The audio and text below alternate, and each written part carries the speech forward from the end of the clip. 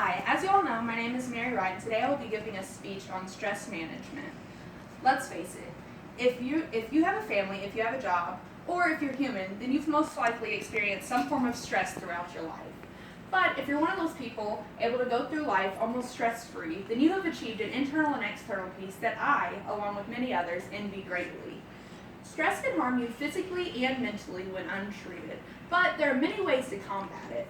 Although many people seem to be able to combat stress easily, most Americans have reported that their stress levels have risen consistently since the year of 2007, according to the American Psychological Association. Today, I will discuss what the three types of stress are, the ways that untreated stress, can harm you mentally and physically, as well as how to combat stress. To start off, I want to explain what the three types of stress are.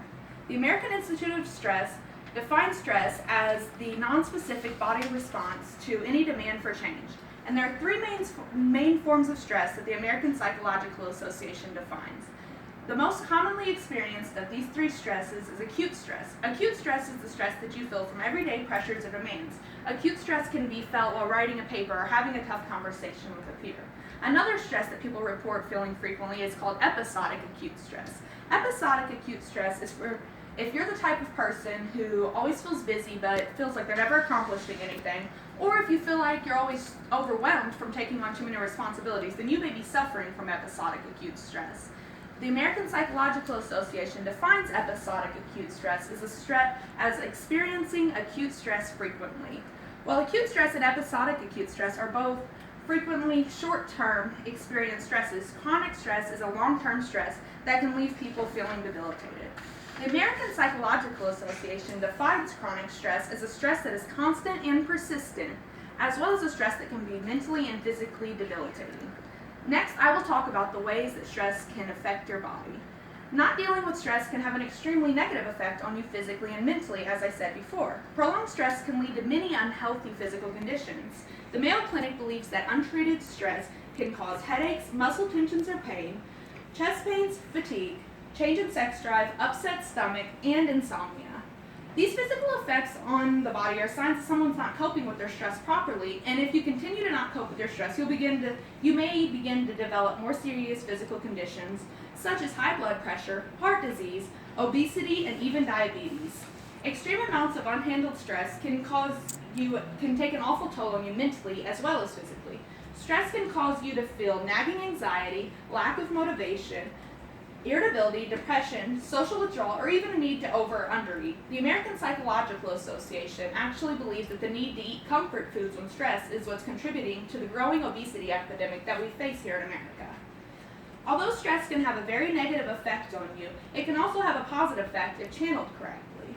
And I want to explain this to you by showing you this. This is called the human function curve, developed by Nixon.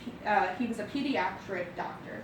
And where you start is down here on this graph, and as your stress builds, you begin to get a healthy tension, and as it keeps building, you get motivated, you get a little bit of focus, and you hit your comfort zone. Directly after you hit this comfort zone right here, you hit your peak point. And this peak point is different for all of us. That's when you'll start to feel a little bit of that stress nagging at you and breaking you down. Then you hit the point where you're sick, where you're exhausted, you hit an in-between where you get a stress overload, and eventually leading you to your breaking point.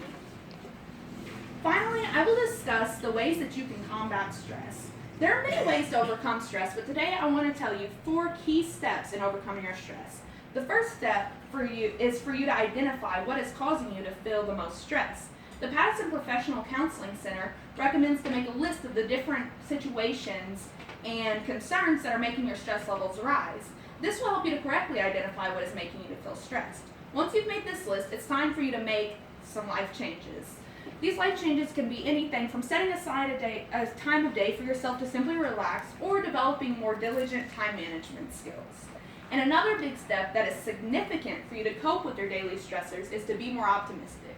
This is a step that I struggle with the most because when you're stressed out, it can be hard to think in a positive way.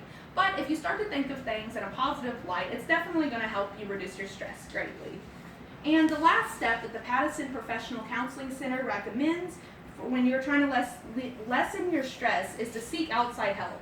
Many people cringe at the thought of seeing a therapist or a counselor, but Outside help does not always have to necessarily come from your therapist or counselor. It can come from a family member or a friend who's willing to give you advice and willing to help you figure out a solution to reduce your daily stressors. To conclude, stress is how your body responds to demands, pressures, or threats. The three types of stress are acute stress, episodic acute stress, and chronic stress. If episodic acute stress or chronic stress go untreated for too long, it can have severe negative effects on your body and mind. Combating your stress can be hard, but identifying your stressors, making behavioral and life changes, becoming more optimistic, and seeking outside help when needed can help you to overcome all of your stress. It is in a person's nature to be overwhelmed or stressed, but if there's a stressor that is within your capability to change, then you need to make the change that is going to make your body healthier physically and mentally. My name is Mary Wright, and thank you for listening to my speech.